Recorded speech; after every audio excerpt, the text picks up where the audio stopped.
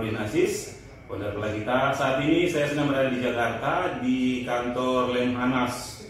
Ini kesempatan yang luar biasa bisa bertemu dengan senior kita, Bapak Laksamana Muda Bintang 2, Rahmat Eko Raharjo, MTR Han.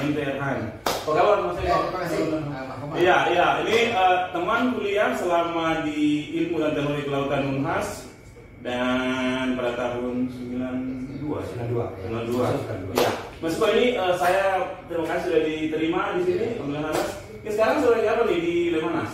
Assalamualaikum warahmatullahi wabarakatuh. Ya. Pertama saya menyampaikan terima kasih kedatangan kawan lama kuliah ya. Iya, saya masuk Unhas itu tahun 1992 ya. 92. Dan selesai 95 itu. Tapi memang melalui jalur singkat tugas belajar saat itu. Saya dikirim dari TNI Angkatan Laut. Pada saat itu saya masih berpangkat Etan 2.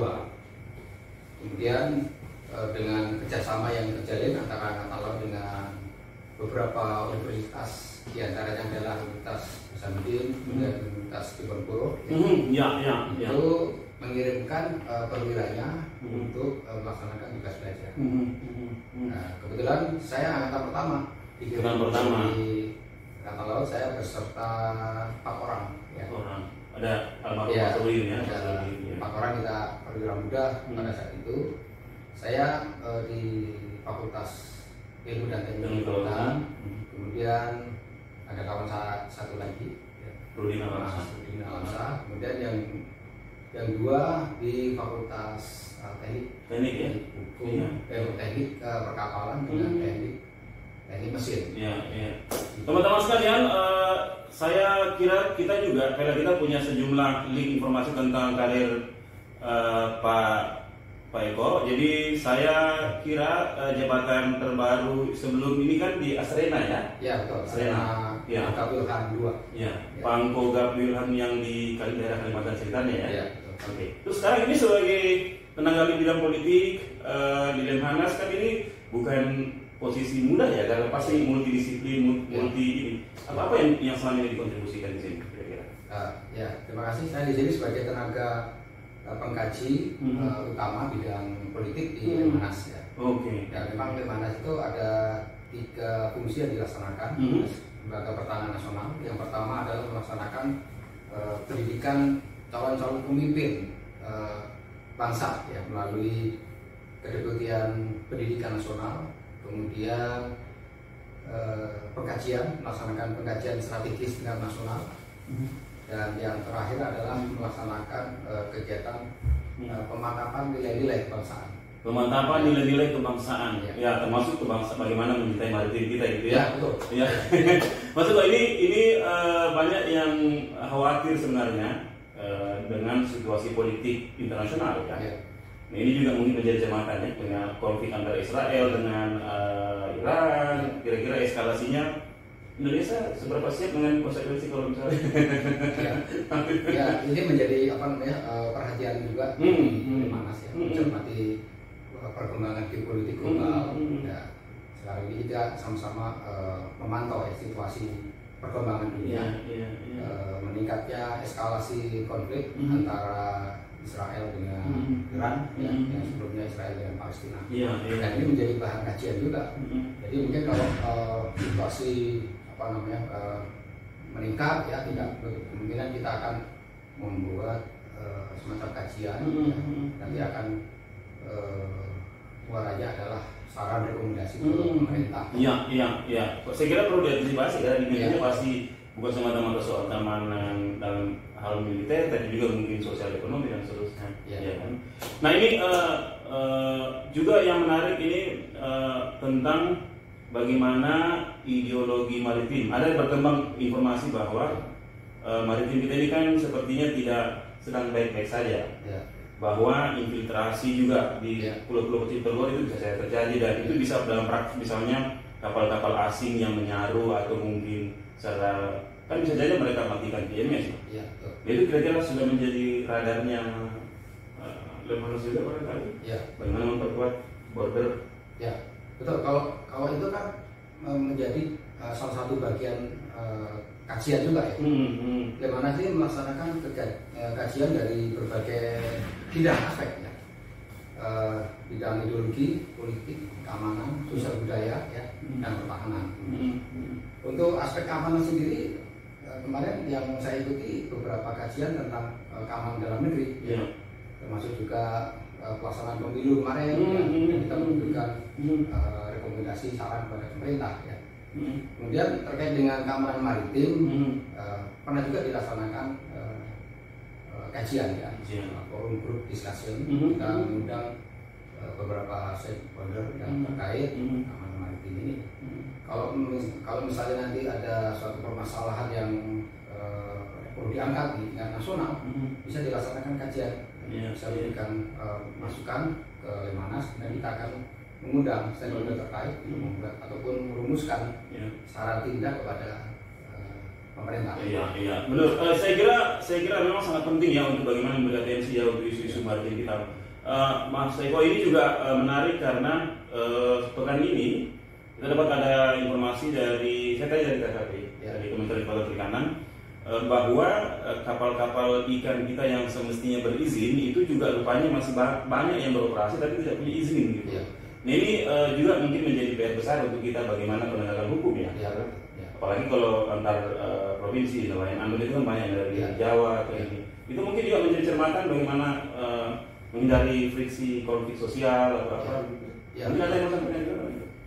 Memang untuk penanganan masalah keamanan itu tidak bisa dilaksanakan sendiri oleh satu bagian. Tentunya kita perlu kolaborasi dengan stakeholder ya. Dan juga peran dari masyarakat ini tidak kalah pentingnya. Jadi masyarakat sebagai komponen cadangan ya dalam pertahanan atau keamanan itu, mereka sebagai mata telinga kita bisa memberikan informasi kepada aparat yang terkait, kemudian dari aparat akan melaporkan perkembangan situasi.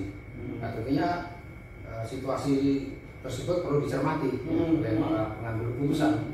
Kalau memang dibutuhkan adanya kolaborasi, ini kita harus duduk bersama, tidak bisa sendiri. Stakeholder yang berkepentingan di laut. Oke. Nah menarik teman-teman sekalian. Masih ada satu hal yang saya ingin tanyakan ke Pak Laksamana Muda Rahmat Eko Raharjo berkaitan dengan IKN. Nah, ini juga penting, saya kira menjadi atensi karena pasti ada konsekuensi dari sosial ekonomi bahkan geopolitik juga ya. Apalagi ada ide ini Mas Eko bahwa akan nanti ada semacam terusan di Sulawesi Tengah menghubungkan timur barat itu. Ada ide itu. Nah ini mungkin ada cermatan atau kajian-kajian politis dari sini tentang IKN kira-kira? Ada. Jadi IKN ini kan salah satu program prioritas nasional. Kemarin juga pernah dilaksanakan kegiatan kajian tentang IKN.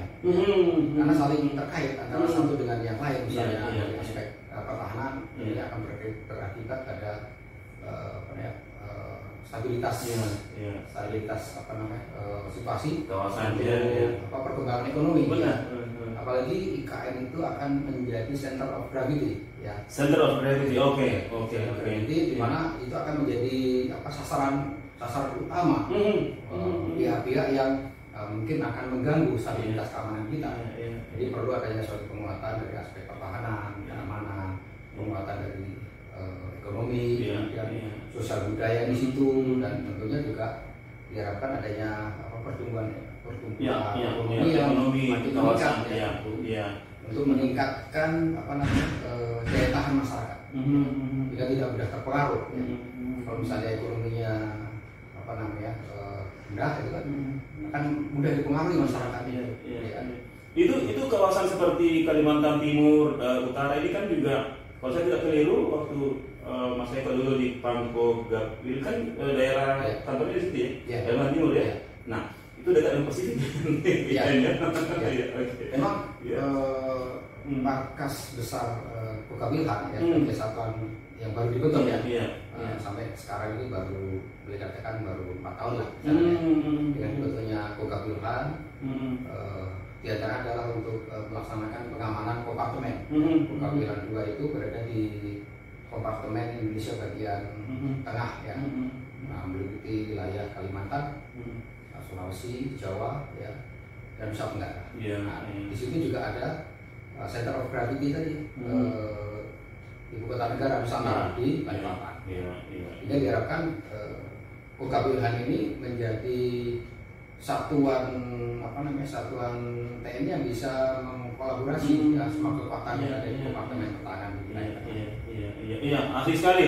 Teman-teman sekalian, menarik kalau bicara tentang hal maritim, kemudian seorang bintang 2 di Angkatan Laut yang tentu punya pengalaman yang panjang ya. Mas Eko yang saya tahu pernah komandan di kapal perang juga ya, KRI ya. Mungkin terakhir ini Mas Eko untuk disampaikan ke teman-teman kita. Ini saya kebetulan juga akan mention ini sebagai keberhasilan UNHAS yang menghasilkan sarjana dan sekarang sudah bintang 2. Yang pertama saya ingin tanyakan kesan Mas Eko selama kuliah di UNHAS itu bagaimana kesannya, dan yang kedua apa yang menjadi keunggulan maritim kita dari UNHAS kira-kira yang bisa menjadi warna nasional? Ya, terima kasih. Saya sebagai alumni UNHAS tentunya saya punya rasa bangga ya, bisa bersama-sama kawan-kawan saya dari berbagai daerah ya yang berkuliah di UNHAS. Saya tahu bahwa UNHAS itu adalah salah satu universitas yang terbesar di Indonesia. Iya, benar. Ya. Dan saya bisa menjadi bagian di dalamnya. Dan saya lulus UNHAS tentunya berharap kepada adik-adik saya, terutama para alumni juga. Mari kita bangun Indonesia dari berbagai arah, dari berbagai penjuru ya, sesuai dengan bidang masing-masing. Nah, apalagi UNHAS pada saat saya masuk mempunyai pola ilmiah pokok maritim, kelautan. Benar. Pada saat saya masuk kuliah itu belum ada atau belum terbentuk Kementerian Kelautan dan Perikanan. Belum. Salah satu trigger ya, dengan adanya kerjasama antar instansi tadi, saling berkolaborasi, saling memperkuat ya. Kemudian muncullah itu ide pemikiran untuk menguatkan pembangunan kelautan, sehingga sampai sekarang ini ada satu kementerian yang khusus untuk menangani masalah kelautan. Dan diharapkan kita kalau melihat konstelasi geografi Indonesia, nomor 3 adalah lautan. Dan Indonesia sendiri di wilayah regional Asia Pasifik ataupun di Asia Tenggara, 2/3 wilayah Asia Tenggara adalah wilayah Indonesia. Jadi Indonesia mempunyai posisi yang sangat strategis dari aspek maritim. Saya kira bicara kelautan itu tidak hanya dari aspek sumber daya hayati, tapi banyak sumber daya yang lain yang kita gali dan kita kembangkan. Ini ada yang menarik tentang konsepsi ideologi maritim, Mas Eko, karena bagaimanapun maritim ini kan pilar juga ya, ekonomi dan juga kebudayaan kita. Mungkin ada harapan ke UNHAS, kira-kira apakah mungkin misalnya kolaborasi antara Lemhanas dengan UNHAS gitu ya untuk meningkatkan spirit maritim itu? Silakan. Kira-kira dalam bentuk apa?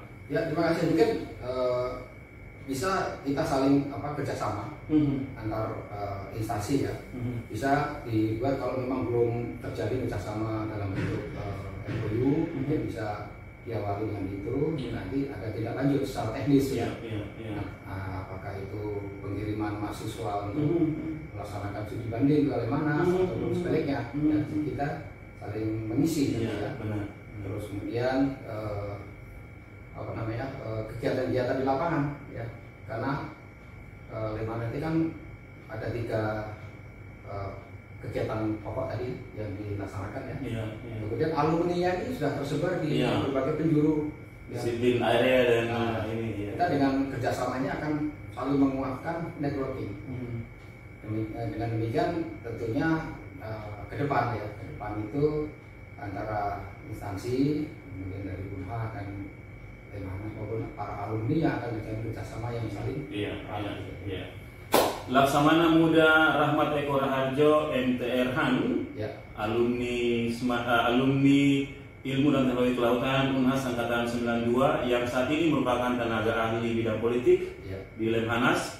Saya kira banyak hal menarik yang kita bisa petik hikmahnya tentang bagaimana negara ini dibangun dari maritim dan juga tentang segala macam ancamannya ke depan, sehingga perlu kolaborasi atau kerjasama antar pihak termasuk antara Lemhanas dan Unhas.